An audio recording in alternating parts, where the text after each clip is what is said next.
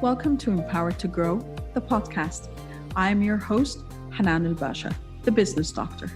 Following our conversations with empowered women who woke up one day and consciously claimed, I am more than enough, I am worthy, I am empowered to grow. And along their empowering journey towards realizing their own potential and their quest for growth, they became a beacon of hope and guidance for others.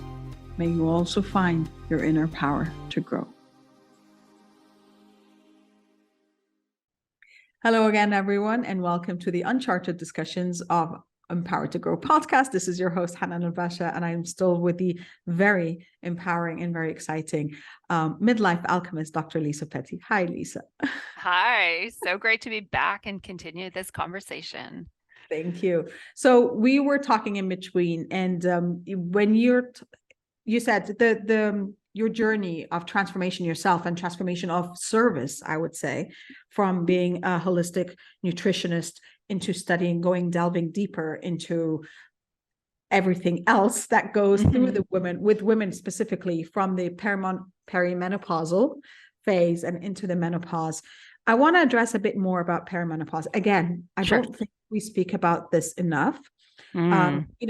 The symptoms, they kind of start talking, when you start feeling the irregularity of your menstruation, or you get the hot flashes or whatever, but no one delves deep, as you had addressed in the first episode, into the mental, emotional, psychological challenges and changes. But let's start with the physical symptoms a bit, where they start. So this is really interesting because I don't think a lot of women are aware of the fact that your perimenopause, even if you're not feeling it, even if you're not aware of it, it can start in your mid-30s. So you've got fewer eggs. You're not maybe ovulating every month. Yeah. You might notice that your menstrual cycle may be a day or two different. It could feel slightly different, like your menstrual symptoms might be ever so slightly different. Or you might notice that you're starting to have trouble sleep associated with when your cycle comes. It could be before, it could be after. You get headaches. It's really critical for women to chart what they're feeling. And this is part of the awareness piece, right? Yeah. If you so your body is the vehicle through which you travel through the world, and you should know your body intimately. You should know everything about your body, how it feels when you drink coffee, how it feels when it doesn't, how many glasses of wine can you have before you don't want to get out of bed the next day. And I don't mean because you drank too much and you're hungover, but one of the things that came in my master's work was that, if a woman was going to a party, this is a midlife woman, she would think, okay, what's on my schedule for tomorrow? Can I have a glass of wine tonight? Because if I have a glass of wine tonight, I might not sleep, or I might wake up in the morning and have no energy. So just understanding how food impacts how you feel, how the choices you make. Should I exercise in the morning? Should I exercise at night? Am I getting enough water? All of the color of your urine, like you should know all these things. Like, what do these things mean, right? So really important to start to pay attention to your cycle, because that can let you know what's going on in your body, right? If you start to, gain weight, which is very common, as you get into later perimenopause and menopause, perhaps you start to gain weight around the belly. And there's reasons for this, and they're survival reasons. That doesn't help when you're trying to do up your genes, but part of the reason that you gain weight is that fat cells produce estrogen. So when your ovaries shut down and you're not producing estrogen anymore, that muffin top is, really important to keep your bones healthy, right? We don't want it to get too big, because then we're into heart disease territory. But these are things that we need to be aware of. And that starts, as I said, could start anywhere in the 30s, and then we get into 45. Let's say 45. If you're starting to notice maybe real problems with sleep, or that you're really sensitive to things that didn't bother you anymore. This is really common. People will say to me, I used to eat avocados all the time and now I can't even look at them. Like, your body does change, right? What you how you respond to food, to environments. I used to love to go to parties. Now I just want quiet, right? So things change as we get in later into perimenopause. So the physical things are happening, but we don't talk a lot about, as you said, sort of the mental, spiritual, social things that also happen at perimenopause and closer, deep into perimenopause, that can really be a smack in the face if we're not ready for it. And here's the other thing. We don't talk about it, as you said. One of the findings from my research was this idea of story keeping. So we hear all the time about women who tell, let's tell stories. We learn through stories. Well, women are notorious for not telling stories. We're notorious for holding back the dirty bits. So we don't talk about how challenging it can be for the menstrual cycle, to get pregnant, to have a pregnancy, to have a delivery, to raise a child, we don't talk about that. We don't talk about perimenopause and menopause. So every woman goes through the world clueless and then suddenly starts getting this, what's happening? What's happening to me? I've never been like this before. That never irritated me before. I was never impatient before, or whatever, right? Who am I? What is happening to me? Like you feel so helpless because we're not, we don't talk about it. So yes, so as your hormones are changing, as these physical things are changing in your body, it does impact how your brain works. It impacts your mood. It impacts your relationships. So, you don't have the same level of estrogen, the nurturing hormone anymore. Well, of course, that means you're not going to be as self-sacrificing anymore. You're not going to put everybody else in front of you because you don't have that same sort of hormonal drive to be caring for people, right? So that's important if you've suddenly noticed, like, you know what, I don't even like you anymore. That too. So, right? And that's okay. It's okay that we're noticing these things about ourselves, but it's also scary if you don't know what it means. Yeah. So what's really interesting that happens at midlife is this, the technical term is meh. Yeah. Yeah. This feeling of, So, when we're young, when we're encouraged to, okay, get your education, get your career, find a partner, have a family if that's what you want to do, raise your family, and that takes a lot of energy. So if there's like 20 years in your life, that's pretty much what you're doing. So that sort of generative stuff, Jung calls it, all that generative stuff you're doing when you're young, that's done. Right. So even if you still have children living with you when you're in your 40s, they're not babies most of the time. Some women they're a lot older, they're more independent, and right. And so you have space in your life. And there's this sense of boredom because, well, what am I supposed to do now? What firsts are left for me? I've done all the things, right? I've done everything that I was told / thought I should do. Exactly. It's done. Yeah. And I don't feel inspired to do anything else. And is it too late to start something? And is it too late? And so I have to share this story for all the women who are saying, as you might have said, as you said earlier, well, that's okay for you. But I was 47 when I started my master's degree. And I was, when I was done that and contemplating whether or not to do my doctorate, I thought, oh, well, I'll be 54 when I graduate with my doctorate. Do I want to, is that what I want to be doing? And I thought, well, God willing, I'll be 54 anyway. So I might as well be 54 with a doctorate as Get my title. Yeah.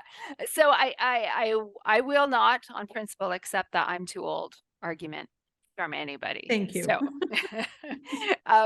but we're in this space of not knowing, what am I going to do? I don't know. When I went through it, I called it the void. And it was sort of, I have this image of me standing on this stone tower, nothing around me but darkness. It wasn't scary. It was just empty. And I had there was no candle flickering anywhere to go, oh, come this way, or no little bird chirping going, this is there was nothing, right? And I was just like, oh, what do I do with this void? So if you're in the void, however that feels for you, that's also very common. But the other thing that happens, and this is sort of conflicts, is that a word? Conflict. But anyway, it all goes on top of each other, where the Yeah. physical sort of, your hormones are changing. You don't have so much of the happy hormones anymore. If you're having problems with sleep, we know that your serotonin is probably a little bit low. Your melatonin clearly is, that's the one that turns into the serotonin, which Yeah. is the feel good hormone. So that's happening to you. When you have all of these social things changing around you, it's mentally exhausting. So your stress level might be going up, which also suppresses your feel good hormones as well. So you've got all of these things happening to your body, all of these things happening around you. And so along with hormones changing and problems with sleep, there is an increase in low mood. So on the extreme, we have depression. And if you're in depression, please go talk to a mental health professional about that. That's nothing that we want to mess around with. But know that if you're you're just bored, you're irritable, things don't jazz you like they used to. Yeah. That is so common. It's Yeah. so common. And if that's the space that you're in right now, I want you to see it as an opportunity. If you recognize I'm feeling meh, what's going on with me? I used to be fun. I used to love to do this. None of these things jazz me up anymore. This is an invitation for you to get to know that on the other side of it, you will find your inspiration again. You will find your North Star. You will find the next thing, because there's a whole bunch more firsts. You just don't know what they are yet, right? You're just so much emphasis in our culture on what we do when we're young. And again, nobody talks about what do we do in the middle? What do we do when we're moving out of the middle and getting into the crone years, right? Which I love that experience, that idea of the wisdom that comes from aging. So anyway, yes, meh is right in there with perimenopause and menopause, insomnia, and low mood. So. And from my perspective as well, I called it the syndrome. Oh, there you go. Meh, and the syndrome had mental, emotional, and physical symptoms, and one of them was the meh. I like the way I saw it was the meh. It's just like the indifference of whatever. But also from a business perspective, because I work with women who, whether they're starting their business or already have the business and stuff, this is also the same phase where they start questioning, what am I doing? Do I want to stick around in a career? They've already been in the career for 20 plus years. Right. And then there's the fear of the unknown, the fear of failure, the fear of judgment that also creeps in, because what are people going to say? Am I going to really start this? They're going to say that I'm losing my mind, that I'm just going to be wasting my money, that I should be nesting with this money, those kind of things. And I'm like, but money is not your only resource. You have your energy, you have your knowledge, you have your experience as well, and your time, because as you said, you start getting a lot more time with less kids too, or the kids are less dependent on you and stuff. And this is where you start looking at, how do I invest my resources in a way that gratifies and fulfills me, and also capitalize on whatever core competences I've got. So you don't have to start from scratch. You never start from scratch at that point. You're starting from wisdom. Yes. You're starting from experience. And you could do multiple paths at the same time, as we were talking earlier, and, kind of explore new things and see where it takes you and what you enjoy. And the other thing too, sorry, it doesn't have to be always a career, right? When you're talking about business women and they're coming to you with these questions, yes, they're concerned about their career, but when you're flitting around from flower to flower, drawing out the sweetness, it doesn't have to be about the career, but it could. A new activity, even like trying out a new activity. A new activity. So as fertility wanes for women, whether or not you had babies, whether or not you ever wanted babies, there's a lot of judgment around that in our culture as well. So even women who never wanted to have children experience this at perimenopause and menopause, this idea of, what can I create now? And we That's need to honor that as well. yeah. So if you feel like, oh great, I'm supposed to be creative, and women are, right? We have the We wombs. We are are. the creator of life. This is what That's true. we're meant to be doing here. And I hear this, oh, I'm not creative. Well, are you a gardener? Well, I love gardening. Boom, there you go. You're done. Do you like to, paint the walls in your house? Do you like to Cook. rearrange I furniture? realized that cooking was my creative outlet. I never thought of myself as creative as well until I started cooking. And I'm like, oh, I love this. Just like look at ingredients and put them together and I have a meal. And that's my Yes, creativity. Yeah. exactly. So that's part of it too. And the more you do that, the more you flex that muscle and exercise that creativity, the more ideas come to you Mm-hmm. because you're doing things. And when you're creative, try this at home, try this. When you're in your creative zone, you cannot hear that voice that tells you that you're not good enough, it's not working, That's right? true. That voice is not around. Because you're in a state of So flow and there's yes, no voices in the state of flow. and there's no voices in there, and yet that's the opportunity that the universe, God, spirit, whatever you want to say, takes to go, you're open, boom, what do you think of that? And suddenly you have a new direction, Yeah.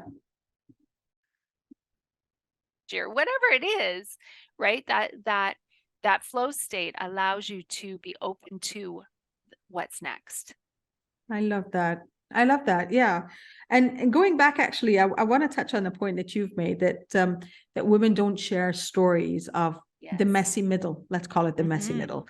And Mm-hmm. I know that when I started talking about it, I was starting getting like, seriously, you're talking about that? Like for us, we were trying to have our baby for 8 years. So we went through, well, 4 IVFs, one after him, but 3 IVFs to have him. And the first time we had a miscarriage, and that was, I think, one of the most heartbreaking experiences anyone can have, man or woman, from the perspective that I wish it on no one. And then the second time we didn't get pregnant. The third time we actually were pregnant with twins, and then we lost one as I was pregnant with our son, which was also very nerve-wracking because being hospitalized, not knowing what's happening and whether you're losing a baby or something. And then fourth, we didn't get pregnant.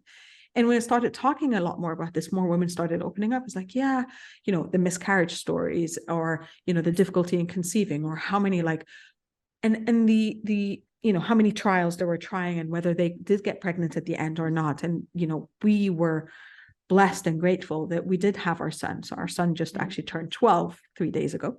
Nice. So, and the point is, like 2-3 years into it, and yes, it's very difficult. I literally did not sleep more than 4 hours for the first 3 years.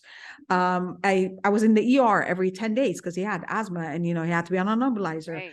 And it was just those kind of times that there was a time where my husband and I had this honest, open conversation. Yes. I'm like, I can't do this again. Like, I don't want to even try again for IVF. And we can't have another child. I can't do this. Right. And the amount of judgment we Oh, got because we decided, even though it wasn't a choice because we weren't, right. it wasn't Right. happening for us. Right. Just deciding to stop at one Right. child and to Yeah. dedicate our love and our attention and our resources just for that one child is like, why aren't you trying again? Or aren't you gonna, he's gonna be lonely. Why not have a brother or sister for him? And the other way around as well, for those who have many children and you're also judged, whether, Yeah.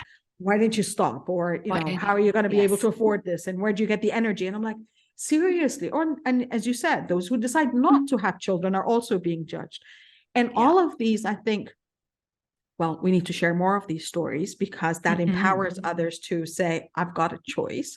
Because sometimes the limiting belief we have is we don't have a choice. I know I had that limiting belief for so long, but also more importantly, I think, to understand that every hardship and every challenge and every sleepless night you've had along these years contributes to your perimenopausal and menopausal symptoms in kind of the whatever comes up for you, right? Would that for contribute? sure. Well, it would, in the sense that the more stress that you have and the more depleted you are when you get to perimenopause, physically depleted, I mean, in the sense if your central nervous system is shot and you haven't replenished your adrenals and all of that kind of thing. Yes, it does impact your physical experience of perimenopause and menopause, and then also complicates your emotional and spiritual experience as well, because you don't feel as if you have the resources, or and it could be physical resources, but it could be mental and emotional resources, or you're so tired that you can't even lift your head up to see what your opportunities are. So that's part of it. And just to briefly address what you said about people and their questions, mind your own business. Like, I cannot believe how many people think they have the right to ask you incredibly personal questions. So please just don't. Please just don't. You're not helping, right? No. When we ask these intrusive, invasive, personal questions, we are not helping. Yeah, And because so you don't know what's happening behind the doors. You don't know what these people are going through. Like, I remember every time I'd hear that, you know, someone close to me, or a friend, or even my sister getting pregnant, and like, she wasn't really planning it, or she didn't really want the baby. And I was like, you know, I just had an IVF, and I, you know, and how many times and how many medications I was on. And the ironic part as well, and I found it quite ironic, the universe has a sense of humor, is I've actually got a phobia from injections since I was a child. I'm the person, like, you know, I'm the kid in school when they used to give us the vaccinations. I'm the kid who'd be running around the hole and they'd be chasing me because I'm not going to let them inject me. right. And I found myself with IVF having to inject myself 3 to 4 times a day, you know. Right. So these are the kind of things, as you said, you don't know what's happening.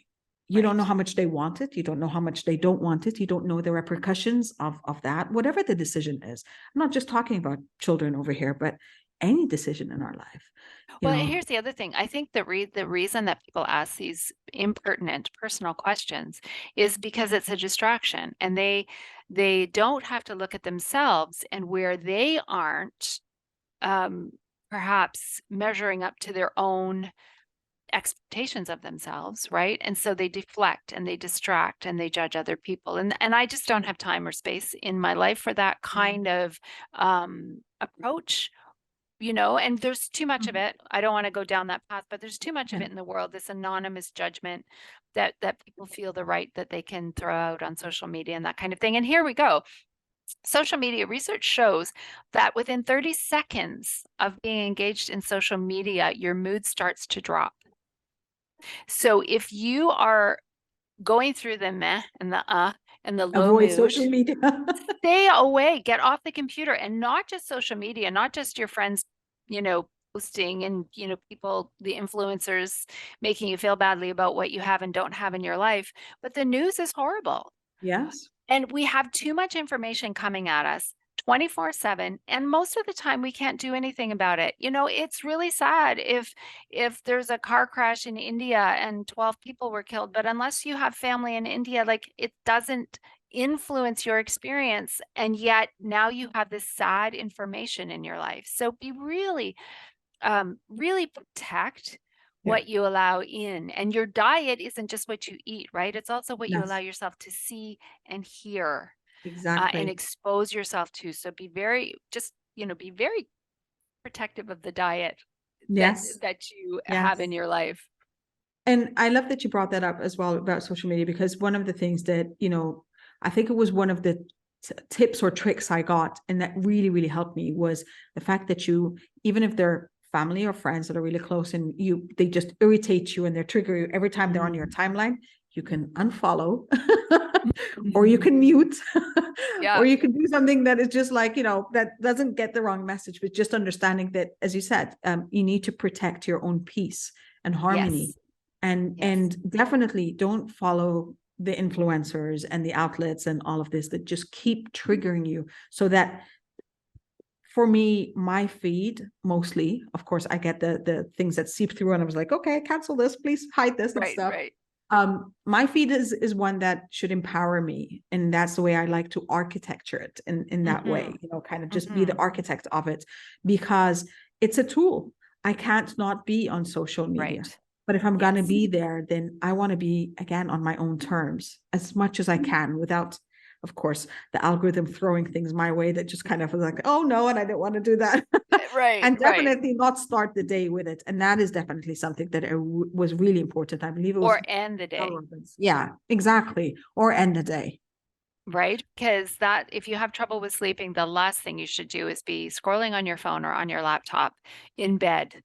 Turn In it bed. off. Turn it off, Yeah. you know, hours before you go to bed. Read a book and or doodle or clean your house or fold laundry. Do anything but get off the screen if you're having trouble sleeping for lots of different reasons. It's not very helpful.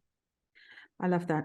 Well, I know that I can be chatting with you for another 2 hours easily because there are so many areas we can explore. Excuse me. But I want to thank you because you've shared so many very important notes for women to start taking care of themselves. And as you said, to prioritize themselves, to prioritize their health on every level and their wellness on every level. And I think this is one of the very crucial, I want to say, self-preservation methods that we need to remind ourselves of as well.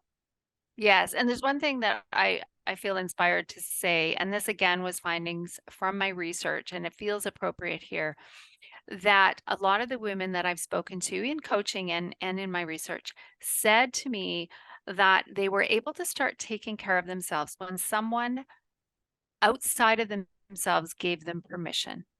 Someone said, you know, it's okay if you leave the dishes in the sink for one night. It's okay if you know, don't make a 12-course dinner for Christmas or Hanukkah or whatever your celebration is.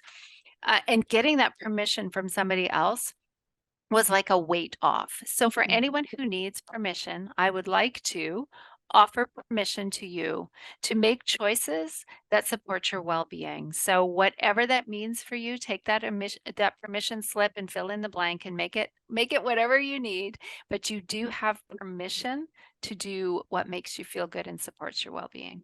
I love that. I thank you for sharing that because I think for me, I gave myself permission when I found when my health was deteriorating so badly. And this is like 6 or 7 years ago when I had 4 businesses. I was part of 4 businesses and everything. And I was I was studying towards my doctorate degree as well. And I'm a mom and I'm an expat. And, so I don't have the family and the extended support and stuff.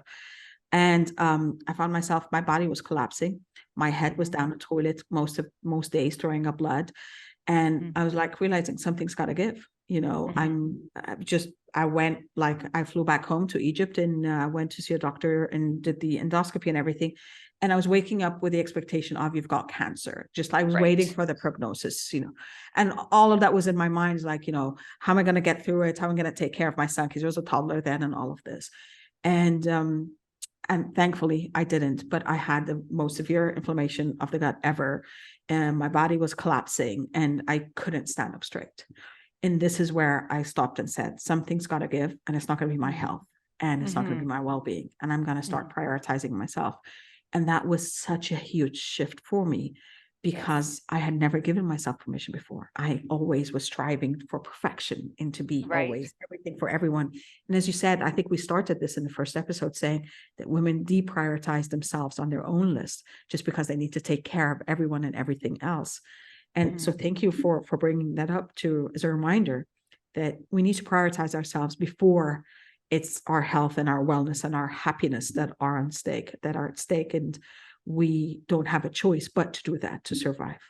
Right. And be very aware of those influences outside of yourself, the social expectations on you to have it all and do it all and be it all and to put yourself last. And then, take a look at some of the beliefs that you have that don't make sense anymore, some of the things that you do that don't serve you anymore. Just really be ruthless, right? Yeah. With the things that no longer serve you, just let them go. Yeah. Yeah. Have the courage to let them go. I think Have them courage. Yes. And breathe deeply and know you might feel like you're alone, but you're not alone. And I have this goal. That I firmly believe that if women would be who they are, they came to this earth to be, not somebody's mom, not that there's anything wrong with these things. I love my children dearly. But if women came and lived who they were meant to be, then we would have just the shift that we need on this planet to save it. I really believe that we have the power to change the world if we trust ourselves. That's true. The positive impact ripple effect. That's Yes, definitely. absolutely. Thank you so much, Lisa. This has been empowering on so many levels. Thank you Yes, for I've sharing enjoyed your it energy so and your much. wisdom. Thank you so much. Well, there's nothing more to say over here. I think going back to my slogan of empowered you empowers others, just take care of you. You deserve it. You are worth it. And always remember that. Wishing you love, abundance, and prosperity as always. And I'll see you next time. Bye for now. Thank you for listening to the Empowered to Grow podcast. For further engagement with a tribe of empowered women, join my Facebook group, Empowered to Grow, or visit my website, www.hananalbasha.com. I'll catch you on the next episode. And until then, know that empowered you empowers others. Love, abundance, and prosperity to you all.